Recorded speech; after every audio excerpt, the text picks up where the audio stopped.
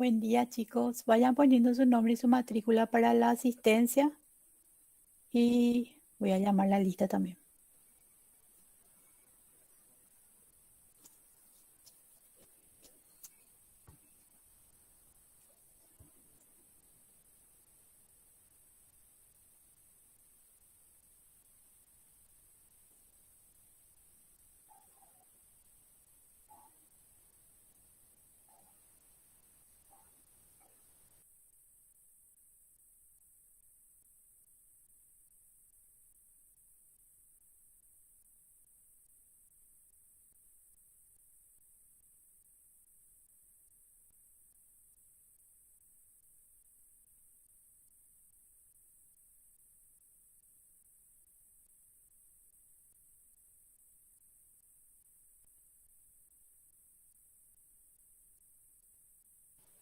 Romina Adorno, Presente.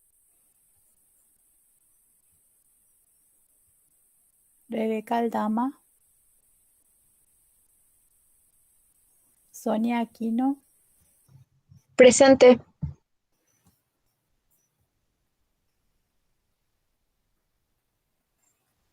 Canela, Presente. Annalise, Presente. Matías Ábalos, Presente. Renzo, Presente. Jonathan, Presente. Lucía, Presente.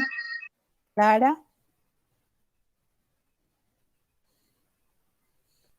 Camila Cabral, Presente. María Cecilia, Presente.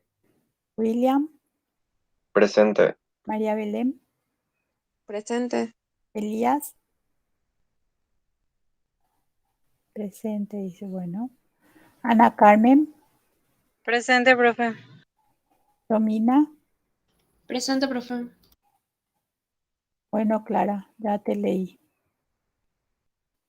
Sara, Presente, profe, buen día. buen día. María del Mar, Presente. Matías, Daniel, Presente. María de los Ángeles, Presente. Álvaro, Presente. Rebeca, Presente. María Paula, Presente. María Paz, Presente. María Belén, María Ayelem, Presente. Karen, Presente. Yamila, Rolando, Presente.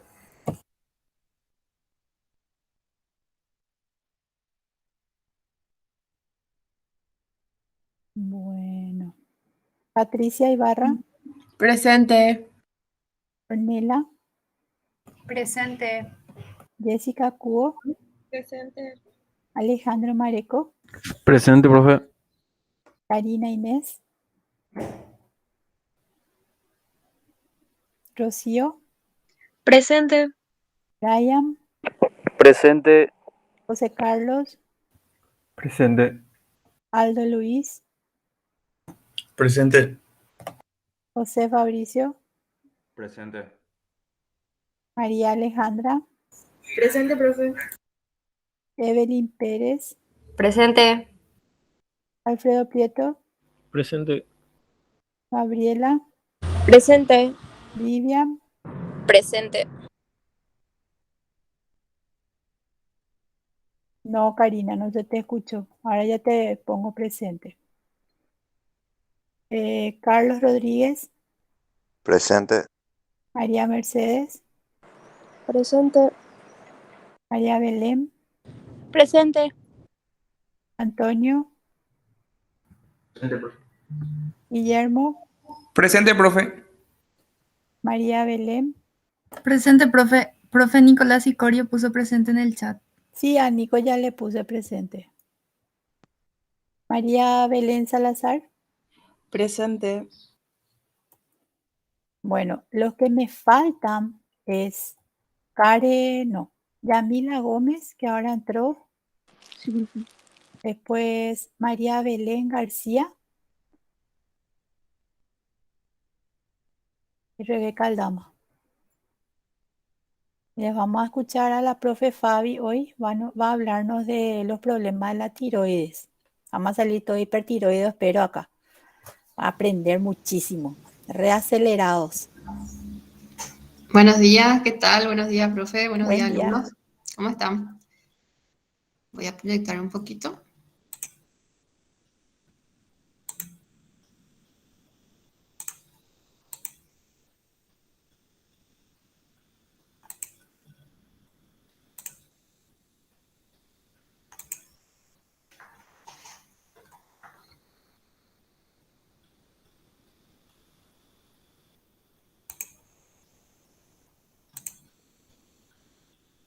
¿Se ve ahí?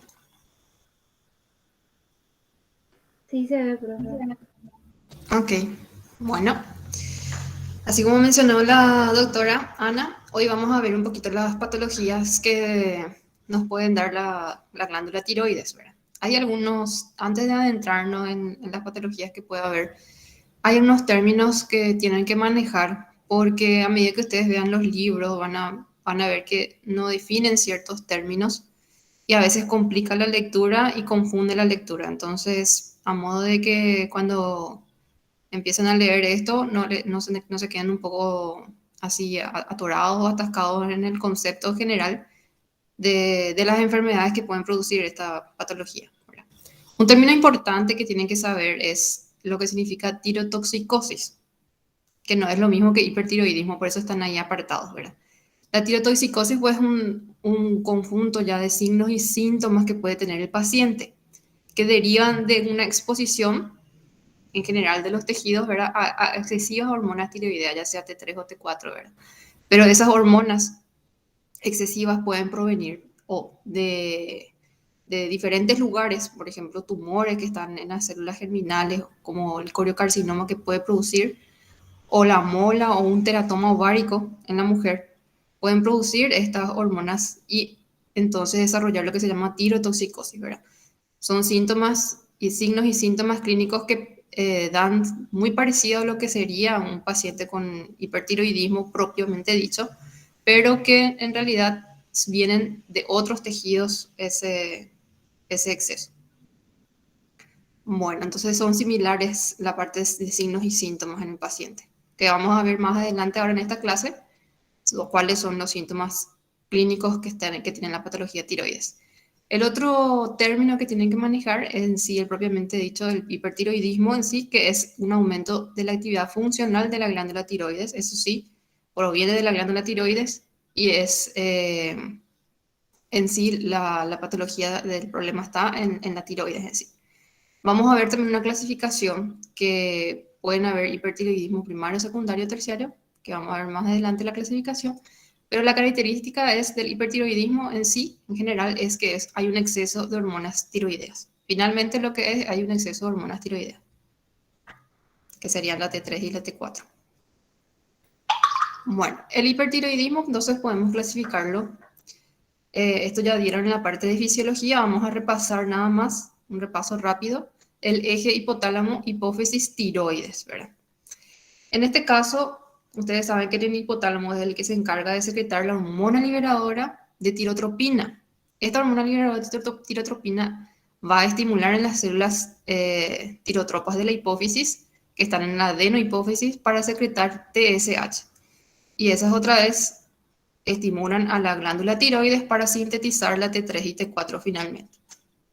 Entonces, ustedes saben que este eje tiene una retroalimentación negativa, es decir, que cuando termina de sintetizar, o sea, cuando sintetiza la T3 y T4 circulantes, estas hormonas inhiben nuevamente su secreción propia. O sea, pueden inhibir a la hipófisis o pueden inhibir a nivel del hipotálamo. Entonces, de esa manera se regula el control de este hipotálamo, hipófisis, tiroides, de este eje.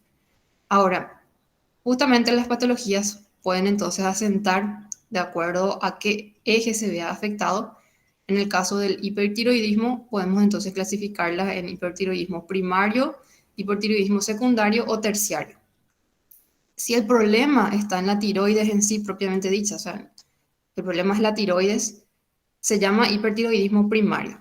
Y en este caso tenemos un aumento anómalo de la secreción de T3 y T4, que pueden ser por diversas causas. En este cita un ejemplo de uno de los más frecuentes, que es la enfermedad de Graves-Basedow. Entonces, hay un exceso de hormonas tiroideas, pero la tiroides es el problema. ¿Qué ocurre con las otras hormonas? Al haber exceso patológico de estas hormonas tiroideas, este eje va a actuar disminuyendo la secreción en la hipófisis y en el hipotálamo de TRH y de TSH. Entonces vamos a tener niveles altos de T3 y T4 con niveles bajos de TSH. Eso es algo característico del hipertiroidismo primario, porque el problema está en la tiroides. Va a ser secundario si el problema está en la hipófisis. Por ejemplo, adenomas que están en la hipófisis, tumores, que ya vimos algunos adenomas, el que secretan entonces un eje de la TSH, entonces hay un exceso de TSH. Este TSH va a estimular a la tiroides y luego va a secretar T3 y T4 también la tiroides. Entonces, este eje inhibitorio en la hipófisis no va a verse afectado porque justamente aquí hay una patología que no permite, no tiene ese efecto negativo en esta hipófisis, entonces hay un aumento tanto de la TSH como la T3 y T4. Y hablamos de un hipertiroidismo terciario cuando el problema está en el hipotálamo, entonces ya sea también por tumores o enfermedades a nivel del hipotálamo, que pueden ocasionar entonces aumento de la secreción de la hormona liberadora de tirotropina. Esta hormona a su vez excita la hipófisis y excita la tiroides. Y aquí en este caso vamos a tener todas las hormonas, tanto la TSH como la T3 y T4, elevadas con la TRH elevada. Bueno, entonces vamos a ver que diferentes pueden ser las causas de hipertiroidismo. Cuando hablamos sobre una producción de hormonas tiroideas, el más frecuente es el Graves-Basedow, que es una enfermedad autoinmune. Vamos a ver también esto un poco más detalle. Lo que da la característica de esta enfermedad es que hay un anticuerpo que estimula el receptor de TSH en forma patológica. Entonces, ese anticuerpo se une a ese receptor y genera entonces aumento o sobreproducción de hormonas tiroideas. Existe otra entidad que es el bocio nodular tóxico, que es una sola porción. Está la glándula tiroides en sí, tanto su lóbulo derecho, izquierdo, su istmo, ¿verdad? Y una porción de esa glándula genera un nódulo hiperfuncionante. Y ese nódulo empieza a secretar las hormonas tiroideas y eso se llama, bocio nodular tóxico. Son nódulos que secretan las hormonas tiroideas en forma patológica. Entonces hay una hiperfunción autónoma y no existe un control de retroalimentación negativa que le pueda hacer freno. Esa es otra entidad que puede producir sobreproducción de hormonas tiroideas.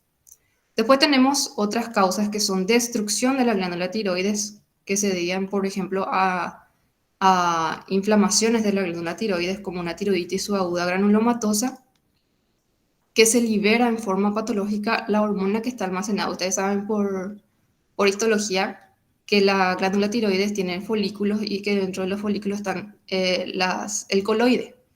Y ahí están almacenadas las hormonas tiroideas. Bueno, entonces cuando existe una inflamación de la glándula, esa inflamación puede romperse a las células en sí que están ahí y liberar la hormona que está almacenada y produce una tiroiditis subaguda granulomatosa. Tiene una característica de esa inflamación que es granulomatosa. Luego tenemos la tiroiditis de Hashimoto, que es una liberación transitoria de la hormona almacenada.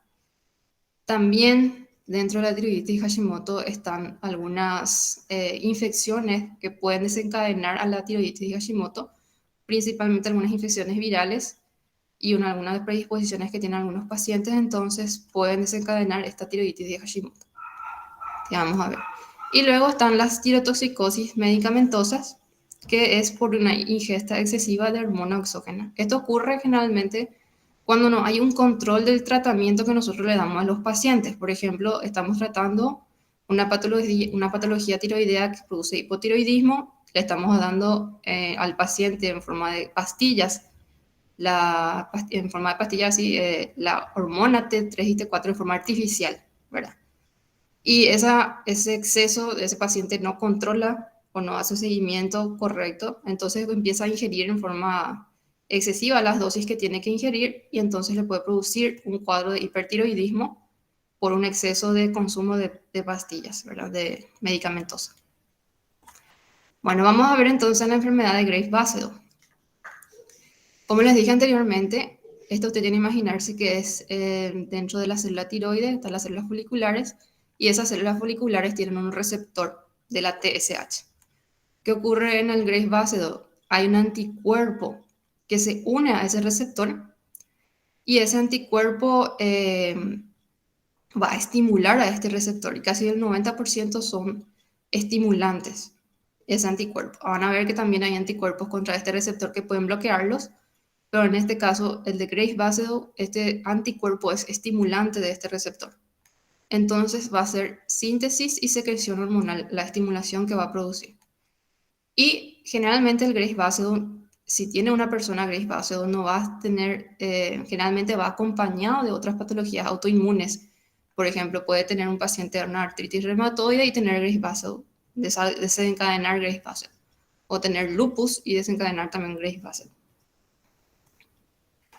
Bueno, tenemos una hipótesis que es una respuesta inmunitaria contra un antígeno viral que comparte una homología con el receptor. Esto es una de las hipótesis de por qué se genera este anticuerpo. La otra hipótesis sería un defecto de los linfocitos T supresores que permite a los linfocitos T CD4 estimular a los linfocitos B para producir anticuerpos contra este receptor. Bueno, ¿qué síntomas va a tener este paciente con este trastorno de hipertiroidismo, verdad? Ya sea por Graves' Basedow o ya sea por un cuadro de hipertiroidismo, ya sea primario, secundario o terciario, ¿verdad? Lo que genera el cuadro clínico de hipertiroidismo finalmente es estas hormonas T3 y T4 que están aumentadas en sangre. Entonces, esos efectos que ustedes ya vieron en fisiología que producen estas hormonas, va a tener un efecto aumentado y ya eso genera la patología en sí de los síntomas que tiene. Bueno, a nivel cardiovascular, vamos a tener un paciente que puede referir palpitaciones, es decir, que su frecuencia cardíaca va a estar aumentada. Entonces, una frecuencia cardíaca de 100, que sería hasta el límite superior, ¿verdad? Podemos encontrar un paciente que puede tener 130 o 160 de latidos de pulsos, ¿verdad? Pulsos periféricos, latidos cardíacos. Entonces va a estar con una taquicardia sinusal.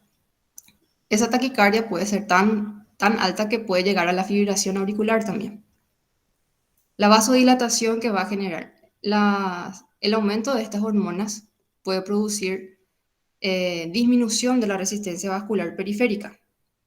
Y ustedes se habrán recordado, si ustedes se recuerdan, cuando dieron la parte de hipertensión arterial de origen secundario, vieron las patologías endocrinológicas que podían producir hipertensión arterial.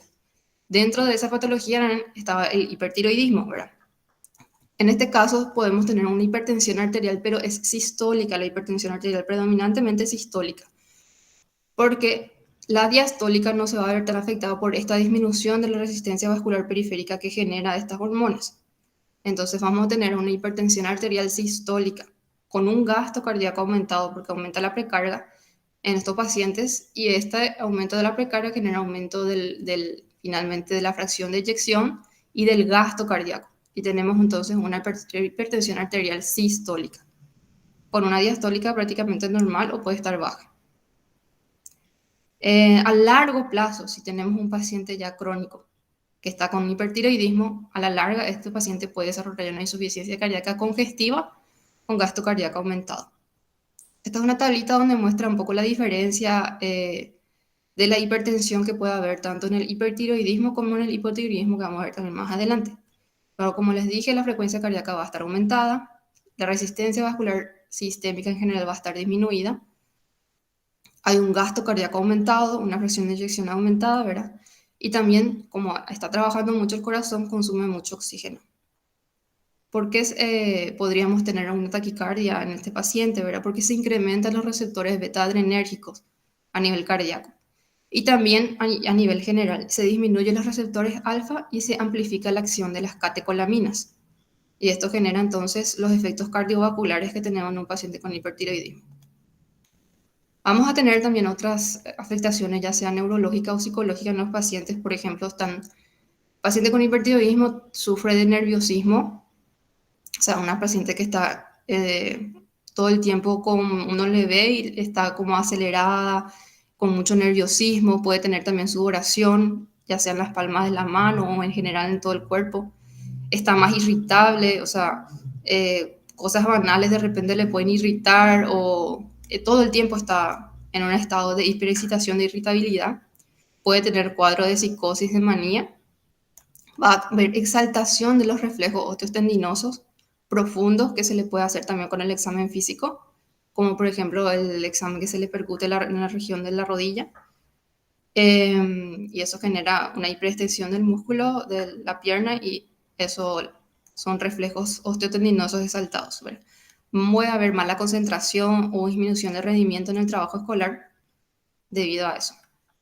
A nivel muscular tenemos una debilidad en general y atrofia, o sea, una paciente que no va a ser, vamos a decir, muy fitness, que digamos, porque justamente hay atrofia muscular y debilidad de lo mismo. También está esa atrofia, esa debilidad, no se encontró todavía una relación específica, pero no está relacionado con aumento de los receptores beta, es lo que se menciona. Sí hay un aumento del catabolismo proteico, y eso sí desarrolla una debilidad muscular. Y también hay cambios en la miocina que puede ocasionar también esa debilidad muscular. A nivel metabólico, producción de calor adicional. Esta paciente en general tiene un aumento del metabolismo basal. Ustedes saben que las hormonas tiroideas están relacionadas con el metabolismo basal fisiológicamente, ¿verdad? Y si tenemos un aumento de estas hormonas, va a haber un aumento de ese metabolismo basal del cuerpo y ese aumento va a generar calor, aumento del calor que genera de por sí. Entonces, el paciente generalmente baja de peso porque su metabolismo está aumentado, baja de peso y genera intolerancia al calor porque su metabolismo genera más calor, entonces los climas calurosos le va a generar mucha irritabilidad, mucha molestia y puede tener también aumento del apetito. Pero hay una característica en estos pacientes que ellos no se dan cuenta que bajan de peso, o si bajan de peso no es porque están haciendo una dieta específicamente, ¿verdad? Sino por el metabolismo que está aumentado. Entonces van a bajar de peso y ellos capaz ni se percaten porque ellos siguen ingiriendo bastante comida, o sea, incluso pueden aumentar su ingesta de comidas calóricas y sin embargo bajar de peso por el aumento del metabolismo basal. Bueno, a nivel ocular, estos pacientes pueden tener lo que se llama proptosis ocular y eso se llama esoftalmos, que generalmente se debe a que estos anticuerpos están relacionados, que hay un nivel muy elevado de estos anticuerpos contra estos receptores y eso genera inflamación en los tejidos periorbitarios con liberación de los linfocitos T y liberación de citocinas en esa zona. Y esa inflamación retroocular hace que el ojo se vaya protruyendo, ¿verdad? Y vaya saliendo de su cavidad ocular. Y eso se divide otra vez en grados de acuerdo a qué tanto sale su ojo de su cavidad ocular por la inflamación que hay atrás, ¿verdad?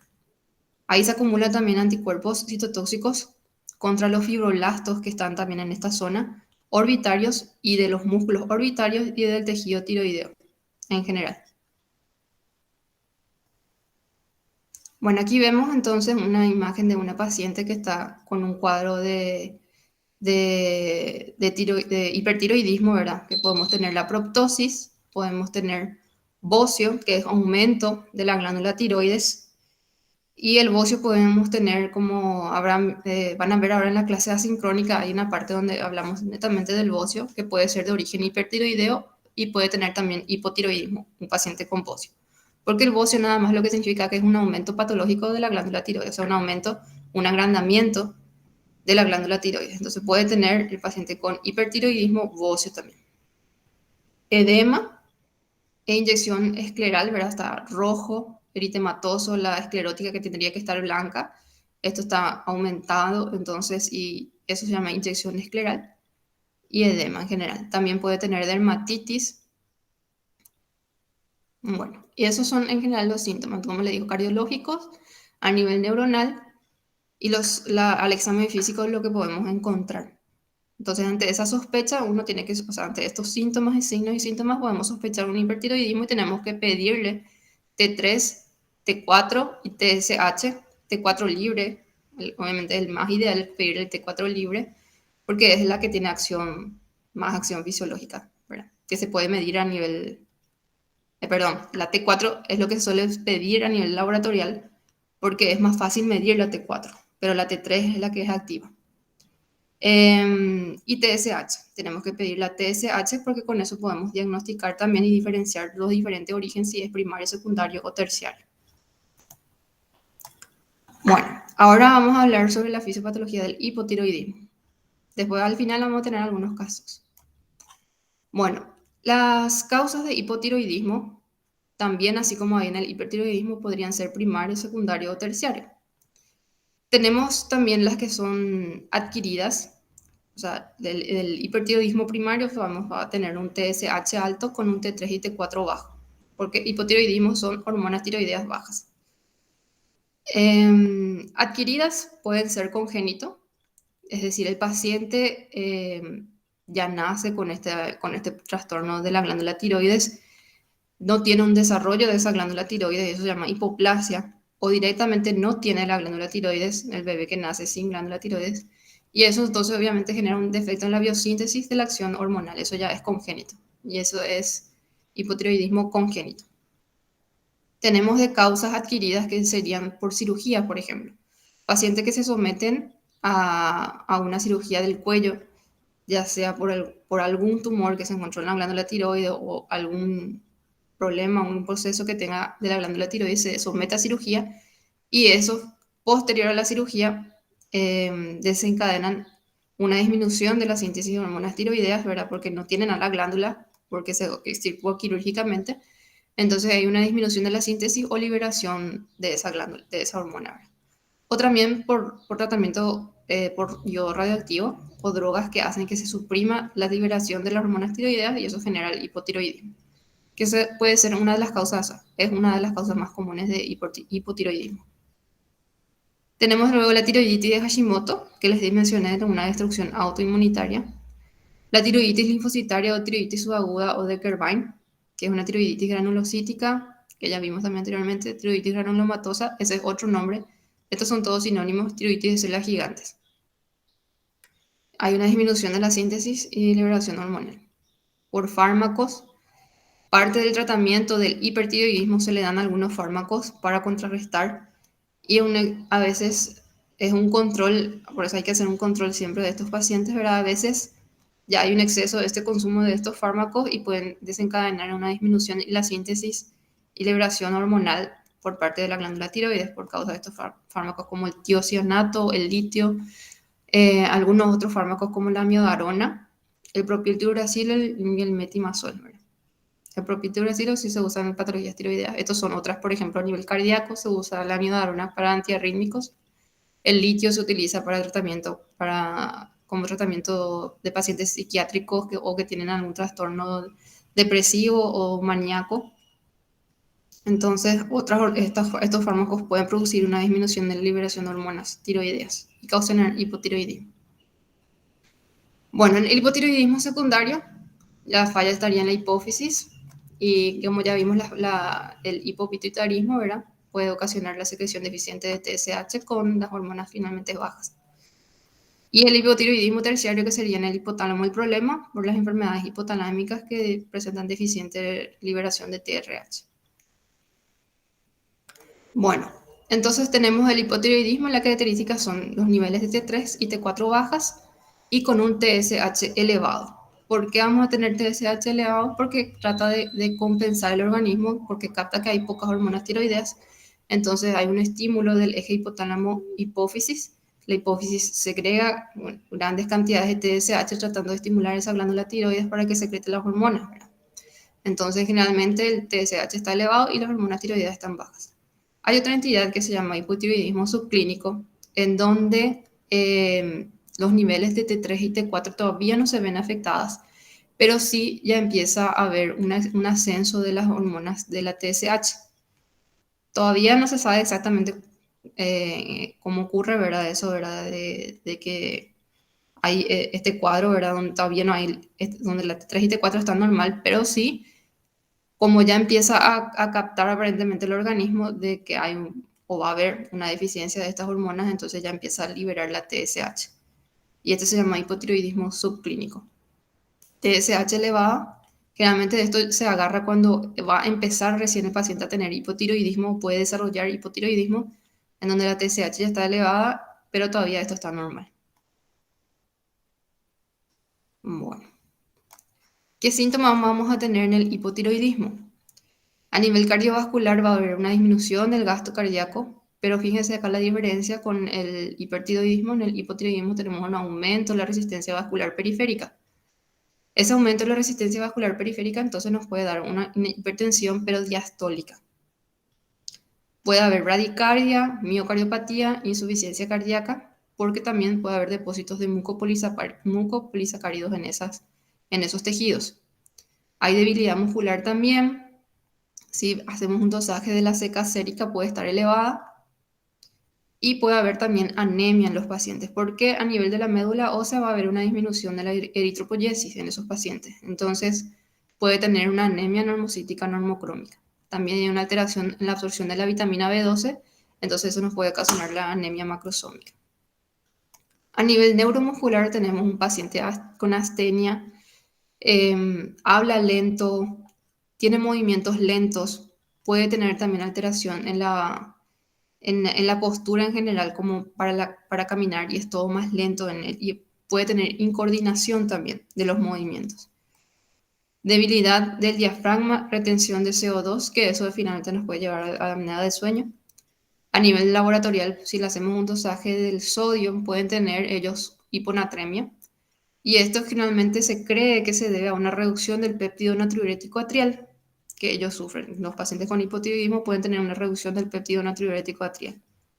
Y esta reducción ocasiona una disminución del filtrado glomerular. Entonces, esa disminución del filtrado glomerular hace que retengan agua, y eso también genere por retención de agua una hiponatremia. En lactantes hipotiroideos, o sea, pacientes que están mamando y que sufren de hipotiroidismo, pueden tener retraso mental, alteración de la sinapsis neuronal y mielinización defectuosa, ¿verdad? Ustedes saben que la embarazada tiene que tener sí o sí un control de hormonas tiroideas, porque si esa mamá tiene ya un hipotiroidismo y está gestando y va a nacer un bebé con alteraciones del desarrollo mental, porque esas hormonas tiroideas no hicieron su función durante la gestación de estimular al sistema nervioso. O sea, las hormonas tiroideas tienen una relación con el desarrollo del crecimiento nervioso o de la sinapsis a nivel neuronal del bebé que se está gestando. Entonces, ese bebé nace con un retraso mental, porque la mamá no tenía las hormonas tiroideas adecuadas. Puede haber también coma por mixedema, que es el mixedema que vamos a ver más adelante. Es un edema ya general localizado en diferentes partes del cuerpo, y si ya a nivel central, a nivel del sistema nervioso central, puede producir muchas alteraciones y llevar al coma, al paciente, y finalmente a la muerte. Pero ya son cuadros en donde los niveles de hormonas tiroideas están muy bajas y ya es crónico en general en estos pacientes en un estado muy, muy alterado. A nivel metabólico, vamos a tener un paciente con alza de peso.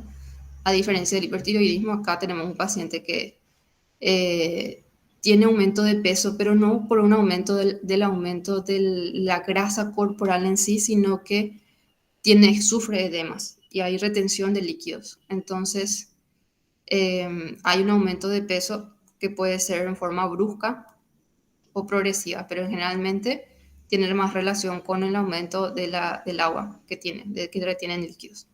Hay también intolerancia al frío, hay caída de pelo y sudor, sudan muy poco. A nivel laboratorial tenemos también un aumento del colesterol sérico y de los triacilgliceroles, de los triglicéridos, por una disminución de la lipoproteína lipasa y disminución de los receptores LDL. Entonces, si le hacemos un dosaje, un perfil lipídico a estos pacientes, ¿verdad?, para ver su colesterol y su triglicérido, estos van a estar elevados. A nivel gastrointestinal podemos tener constipación, porque estos pacientes con hipotiroidismo tienen una disminución de la motilidad gastrointestinal. Entonces sufren de constipación, o sea, les cuesta irse de cuerpo, o se van cada 5 días o cada una semana. A nivel ginecológico pueden tener alteraciones del ciclo menstrual o amenorrea o con hiperprolactinemia también. Se cree que la hiperprolactinemia de estos pacientes con hipotiroidismo se debe a que, como hay hormonas T3 y T4 bajas, el hipotálamo al tratar de compensar esas hormonas bajas, estimula la secreción de TRH. Y esta TRH actúa en la hipófisis para secretar TSH, pero también actúa en las células lactotrofas para estimular la secreción de prolactina, porque aparentemente tienen un receptor también, las lactotrofas, un receptor de TRH. Y a través de eso entonces genera también una secreción de prolactina aumentada y puede producir hiperprolactinemia. A nivel de la piel puede estar seca y la fase es voluptuosa y generar edema. Y estos edemas se deben generalmente por acumulación de complejos de proteínas con polisacáridos, condroitídeo sulfúrico o ácido hialurónico, y esto genera retención de sodio y agua e hinchazón. Y esta hinchazón tiene una característica que no deja fobia en la piel. Fobia quiere decir un huequito, ¿verdad? Entonces nosotros al examen físico, cuando le examinamos a un paciente que tiene hipotiroidismo y que, por ejemplo, tiene un mixedema pretibial, o sea, tiene en la región de la tibia o en la región del rostro o en general, nosotros presionamos con nuestro dedo la zona del edema y no genera un huequito, no deja un hueco en la zona donde presionamos, ¿verdad? Entonces es un edema sin fobia y se llama mixedema. Puede tener la voz ronca o uñas quebradizas también el paciente, y pueden sufrir también de acumulación de carotenos en la sangre por falta de acción de las hormonas tiroideas por conversión hepática del caroteno a vitamina A. O sea, se cree que las hormonas tiroideas puedan convertir a nivel hepático el caroteno a vitamina A. Entonces, como no hay eso, entonces acumulan el caroteno. Aquí vamos a ver entonces una imagen de un paciente que estaba con un cuadro de hipotiroidismo. Acá está en la imagen a la izquierda. Ven su facies, está como que asténico, cansado, está edematizado, tiene el rostro así más gordito, vamos a decir. Si le examinamos otra parte y tenía edemas en los miembros, iba a tener al examen físico un edema sin fobia. Ven cómo está como que desganado, caído. Generalmente esta es la facies que tiene. Y después de haber recibido el tratamiento, suplementándole, ya está, es totalmente otro paciente, pero es el mismo paciente, pero fíjense la diferencia, la pérdida de líquido, mejoró todo las fases que tenía del hipotiroidismo. Este es otro paciente, estos serían más o menos los edemas, los líquidos acumulados que tiene, las facies también que presenta, la piel seca, es también otra de las características del hipotiroidismo, edema. Bueno, aquí vamos a ver entonces otra patología rápidamente, que es la tiroiditis de Hashimoto, que hasta ahora no se sabe realmente el origen, por eso la patogenia es desconocida, pero lo que hay es una inflamación de la glándula tiroides, hay un agrandamiento difuso de esa glándula, puede haber un proceso inflamatorio crónico y finalmente puede llegar a una etapa en donde ya se atrofia por la inflamación. Ustedes saben que inflamación crónica puede llevar a la atrofia en los tejidos en general. Entonces, en la glándula tiroides puede producir una atrofia y fibrosis de la misma. Se cree que hay un defecto en los linfocitos T supresores y estos permiten a los linfocitos T colaboradores interactúen contra antígenos específicos de las células foliculares y generan entonces inflamación. Se generan anticuerpos contra los mismos y generan destrucción de la glándula tiroides. Esos anticuerpos que se pueden generar en el Hashimoto puede ser anticuerpos contra la tiroperoxidasa tiroidea, anticuerpos contra la tiroglobulina o anticuerpos contra el receptor de TSH. Y estos anticuerpos, en vez de estimular como hacían el Graves Basedow, estos bloquean la acción de la TSH. Entonces pueden producir un cuadro de disminución de las hormonas tiroideas. Entonces, pero hay una inflamación en la glándula tiroides, ya sea por cualquiera de estos anticuerpos que se generan.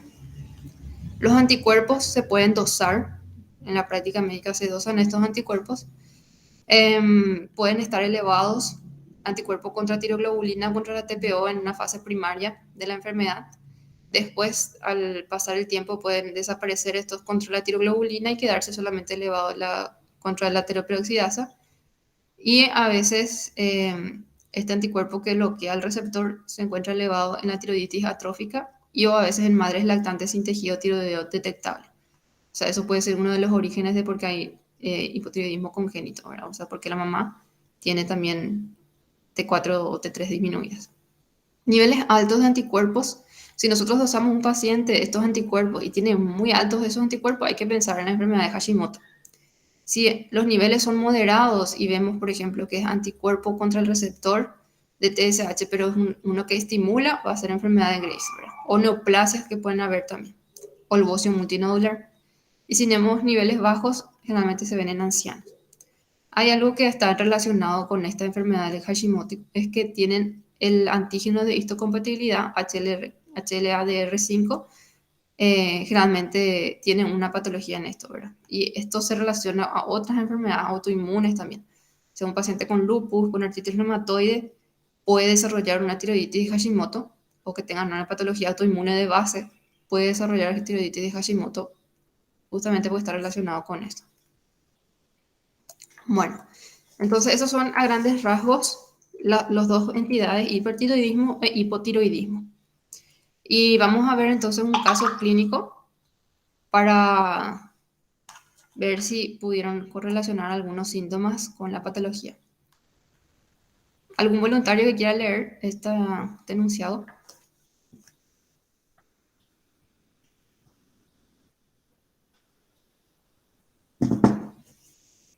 Rápido, yo le voy a ayudar. Yo te leo, profe, si se me escucha. Dale, lee nomás. Luján, de 36 años, acude a urgencias hace 10 días por cuadro de ansiedad, taquicardia y pérdida de peso de 3 meses. De evolución, requiere mucho estrés por problemas en la empresa. Le diagnosticaron estrés y le medican con ansiolíticos y tranquilizantes. Hace 3 días acude a la urgencia por palpitaciones y nerviosismo. A la exploración se constata una frecuencia cardíaca de 136, no exospasmos,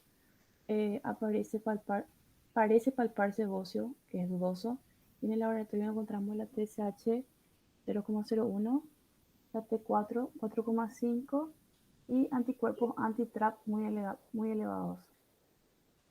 Sí, el anticuerpo anti-TRAP, les aclaro nomás que es la TSH STIN-AB, ¿verdad? Ese es otro nombre nomás que también recibe. ¿Y cuál es el probable diagnóstico? Vamos a analizar por parte. ¿Qué te llama la atención de acá, de esta parte? De la parte de arriba me llama la atención que tiene ansiedad, taquicardia y pérdida de peso. Que cuando vimos los síntomas del hipertiroidismo, vimos que la persona siempre está acelerada, por decirlo de alguna forma, que tenía taquicardia y pérdida de peso, porque su metabolismo estaba acelerado. Así mismo es, súper. Entonces, aparentemente, por los síntomas que estamos viendo, si estamos hablando dentro de un paciente, hay que descartar igual muchas otras enfermedades solamente con ese párrafo, pero por lo que vimos hoy, ¿verdad? Tiene síntomas de ansiedad, de taquicardia y pérdida de peso, que son muy importantes tener en cuenta. Ahí dice que hace 3 días acudió a la urgencia y ya había acudido a la urgencia por palpitaciones y nerviosismo también, ¿verdad? Que son síntomas donde si tenemos palpitaciones es por aumento de la frecuencia cardíaca y se constató eso al examen físico, tenía 136, eso es aumentado, más de 100.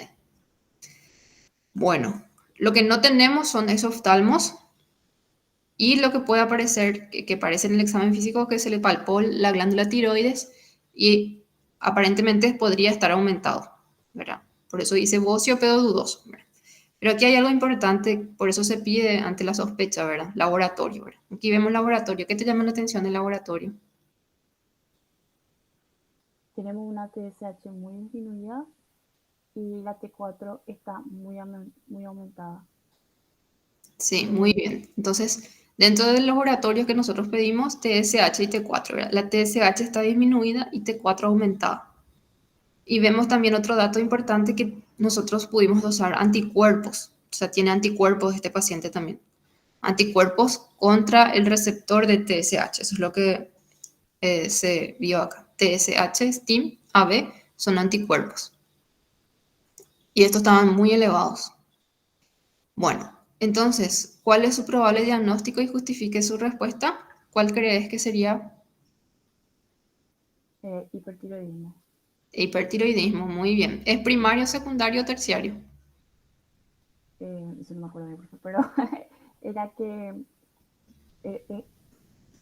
no sería Acordate del eje el eje hipotálamo, hipófisis, tiroides. no está secretando, o sea, no estamos secretando TSH, pero tenemos T4 elevado. Tenés TSH baja y tenés T4 elevada. Primario puede ser. Primaria. ¿Por qué crees que es primaria? Explícame. Por- Porque en el hipertiroidismo primario había T3 y T4 alto y TSH bajo. Muy bien. ¿Y eso por qué sería? ¿Por qué la TSH está baja?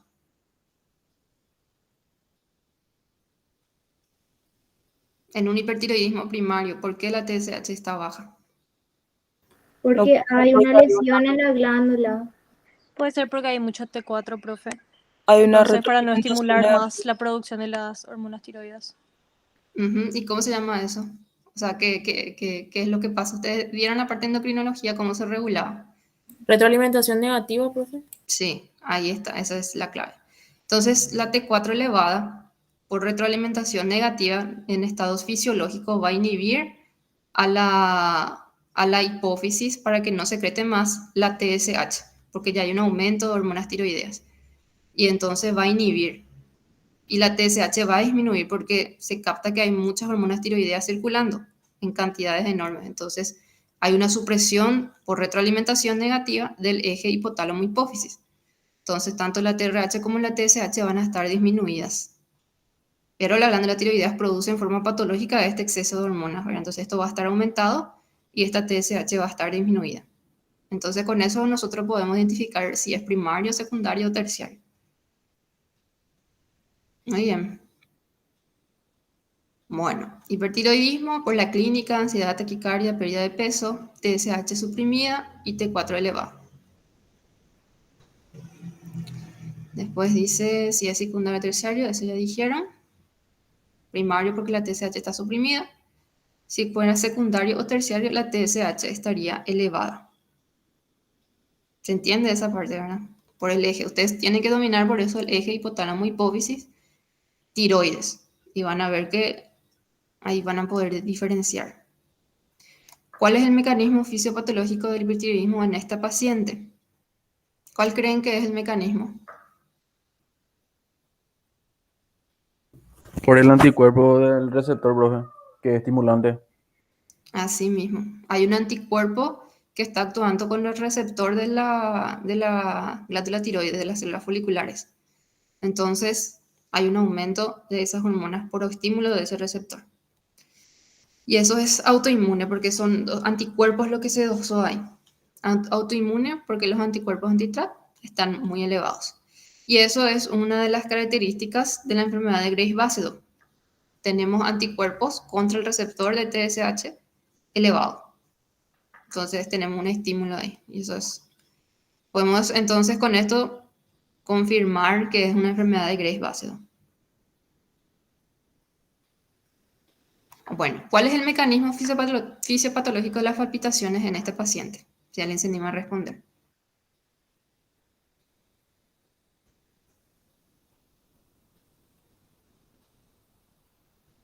¿Por qué tenemos una frecuencia de 136 y eso la paciente traduce clínicamente que tiene taquicardia, o sea, que siente palpitaciones?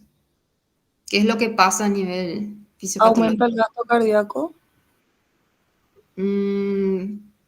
Aumenta el gasto Profe, cardíaco, eso sí es cierto, aumenta el gasto cardíaco, pero eso no eso no está tiene que ver con relacionado el con las palpitaciones. incremento, no ¿Eh? tiene que ver con el incremento de los receptores beta adrenérgicos. Ese es. Hay un incremento de los receptores beta. Tu aumento del gasto cardíaco lo que te va a producir una hipertensión arterial. Eso es lo que se traduce, no en palpitaciones. Las palpitaciones son producto de un aumento de esos receptores beta que produce este exceso de hormonas tiroideas a nivel cardíaco y ese aumento de esos receptores beta. Y aparte de aumentar esos receptores, hay un aumento de la sensibilidad a las catecolaminas. Ustedes se acuerdan, las catecolaminas en una adrenalina, ¿verdad? Y tenemos entonces una descarga de adrenalina En un paciente con hipertiroidismo esa descarga es peor, porque hay un aumento de la sensibilidad ante las catecolaminas. Por eso está en ese sentido con mucha irritabilidad el paciente, ¿verdad? Bueno, entonces las palpitaciones vienen a ser producto de un aumento de la frecuencia cardíaca, producto de un aumento de los receptores beta. Muy bien. A ver, ahí sí, otra pregunta. Bueno, aquí la paciente, ustedes le vieron, le diagnosticaron ya que tiene Graves Basedow. Bueno, ahora hay que darle un tratamiento a esta paciente. Generalmente el paciente con Graves Basedow o las patologías con hipertiroidismo, ¿verdad? Pero en el Graves Basedow pueden recibir el tratamiento con yodo radioactivo, ¿verdad? ¿Qué hace el yodo radioactivo? Destruye a las células de la glándula tiroidea, o también pueden recibir algunos fármacos, ¿verdad? En este caso, recibió el yodo radioactivo como tratamiento.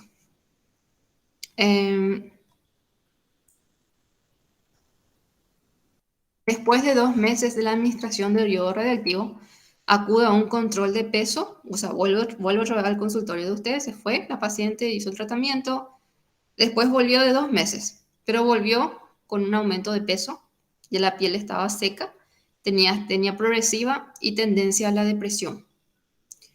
En el laboratorio se le repitió el laboratorio de control, vino en la TSH de 48, la T4 libre de 0.6. ¿Qué le pasó a la paciente? ¿Qué creen que le pasó? Y ahora tiene hipotiroidismo, profe. ¿Por qué tiene hipotiroidismo? Justificame un ¿No poco. será porque la Y por el tratamiento que ella estaba recibiendo. Sí, y ¿qué clínica tiene el hipotiroidismo de lo que menciona acá en el enunciado? Que tiene el aumento de peso, la piel seca, Ujú. Astenia. astenia y que también la depresión también puede ser, profe. Sí, depresión, ¿verdad? Ellos están todos con depresivos, lentos, asténicos, cansados, aumenta de peso, revisaste su piel estaba seco, bueno. Bueno, entonces ahí le pediste un laboratorio. En tu control vino así, el examen físico le revisaste, tenía eso y le pediste el laboratorio. ¿Y qué te vino en el laboratorio? Y me vino la TSH alta y la T4 baja. Muy bien. Entonces, está con un cuadro de hipotiroidismo ahora, ¿verdad? Que en este caso, vamos a ver por si está así. El tratamiento con yodo radioactivo producir destrucción del tejido glandular lleva al paciente a un hipotiroidismo, ¿verdad? La TSH elevada y la T4 baja. ¿Estamos? ¿Por qué tiene estreñimiento? Ahí, ya, no salió ya. ¿Por qué tiene estreñimiento la paciente? Tenía acá estreñimiento, dice.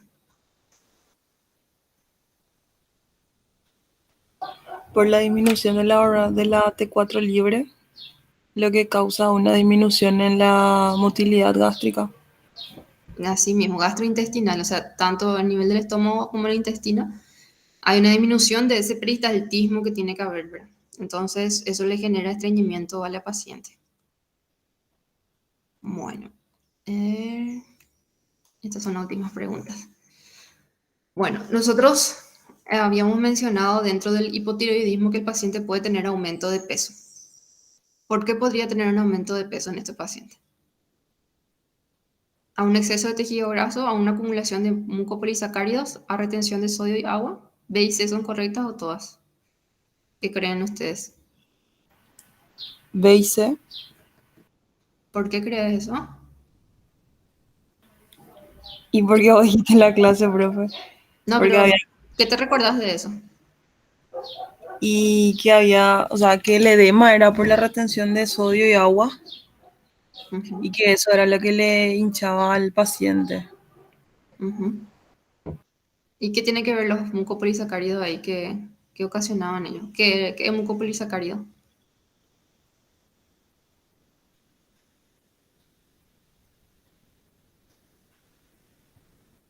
¿Qué eran los mucopolisacáridos? ¿Cuáles eran?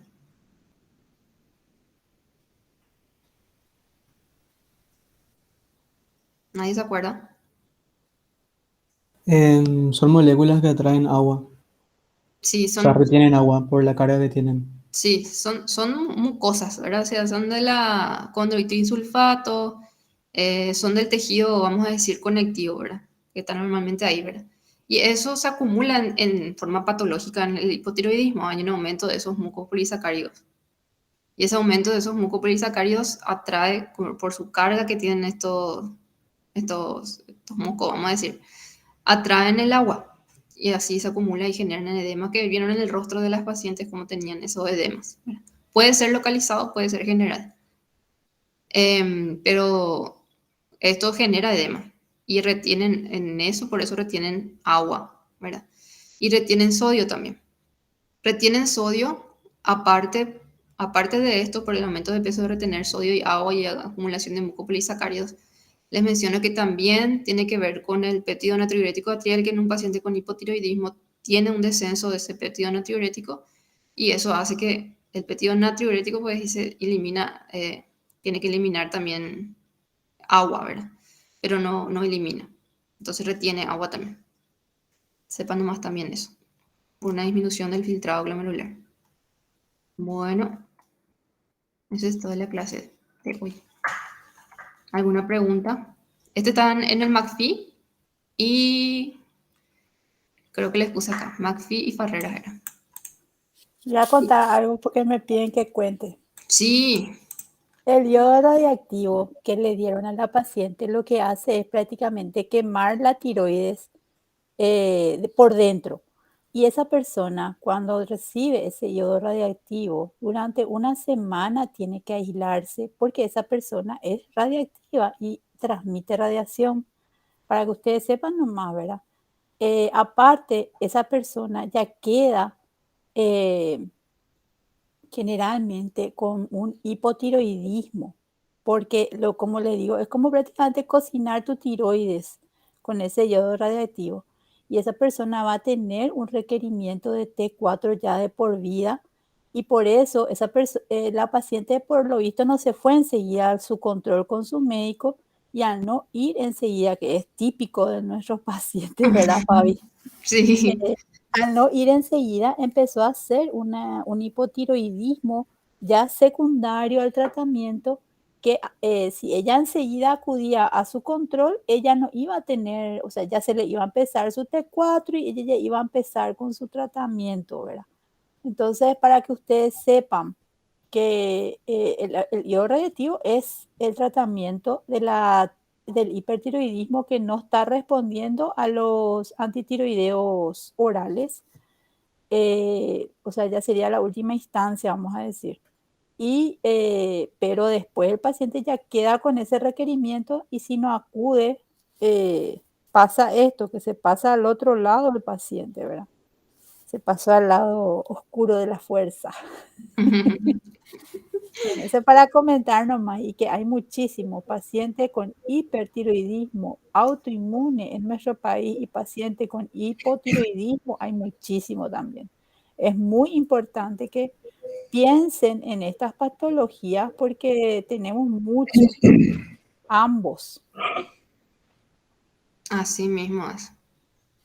Profe Fabiana. Sí. ¿Me permitís un comentario clínico? Sí, claro que sí, Doc. Sí, a propósito de lo que dijo la profesora Ana Lorena. Hace 2 días he visto a una paciente hipotiroide, bueno, una paciente que acude a consulta por edema, dice ella que se hincha todo, por dolor de cabeza y malestar, y en su historia refirió, bueno, investigando, sacamos de que era diabética, hipertensa, etcétera, etcétera. Y refirió todos los medicamentos que tomaba. Y viene con el laboratorio con una TSH muy alta. Y la FT3 y FT4 normales, ¿verdad? Y entonces investigo y le pregunto si alguna vez ya le encontraron algún problema tiroideo. Y me dice, doctor, me olvidé de contarte, yo tomo T4 100 microgramos, me dice. Ah, ¿y estás tomando ahora? Le pregunto. Y me dice, no, dejé de tomar hace 3 meses por el tema del COVID y como tenía muchos medicamentos, entonces para no sobrecargarme suspendí.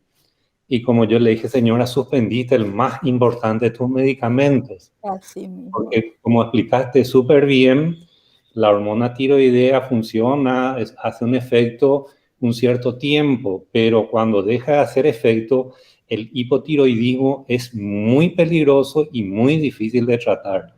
Es decir, tengan en cuenta, un paciente hipotiroideo que abandona su medicación puede entrar en coma, puede hacer un coma mixedematoso, ¿verdad?